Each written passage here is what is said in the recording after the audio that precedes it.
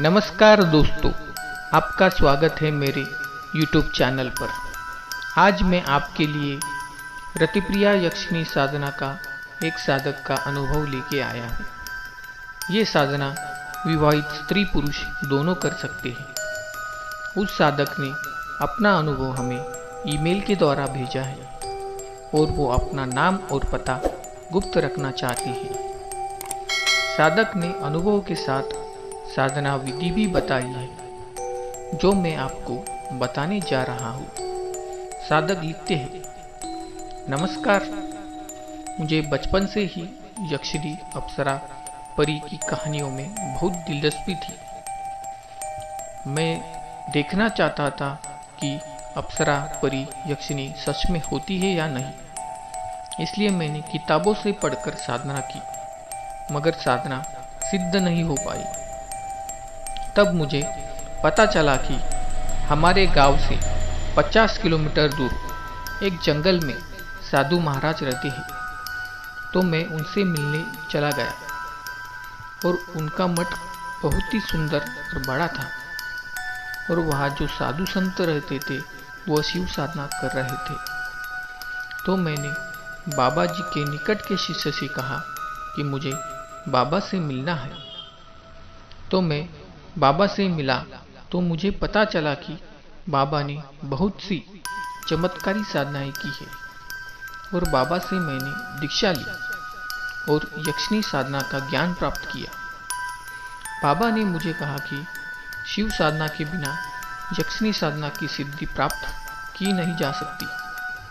तो मैंने पहले शिव साधना की। शिव साधना का 1.25 लाख मंत्रों का पुनरुच्चारण किया। तब गुरुजी ने मुझे बताया कि यक्षिणी साधना तुम घर में या जंगल में वटवृक्ष के पेड़ पर बैठकर कर सकती हो, लेकिन साधना करते समय कोई विघ्न न डाल पाए और यह साधना एकांत में करनी है। गुरुजी ने कहा कि अगर साधना करते समय किसी ने विघ्न डाला तो साधना खंडित हो जाती है। अगर आपको योग्य गुरु ना मिले तो आप यह साधना भगवान शिव शंकर या भगवान दत्तात्रेय को गुरु मानकर यह साधना कर सकते हैं। ऐसा करने से यह साधना कभी खाली नहीं जाती, यह अवश्य सिद्ध होती है। तो मैंने पूर्ण विश्वास के साथ यक्षिणी साधना की शुरुआत की।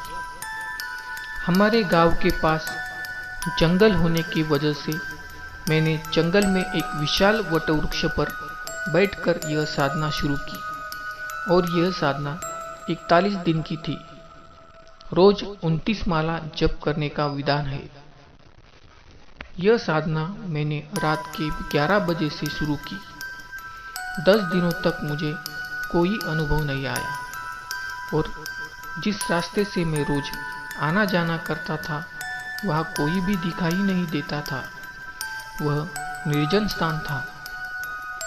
साधना के 11वें दिन मुझे रास्ते में धुंधली धुंधली सी कुछ लड़कियां भागती हुई दिखी तो मैं बहुत डर गया, मगर मैंने हिम्मत नहीं हारी क्योंकि मुझे गुरुजी की बातें याद आई।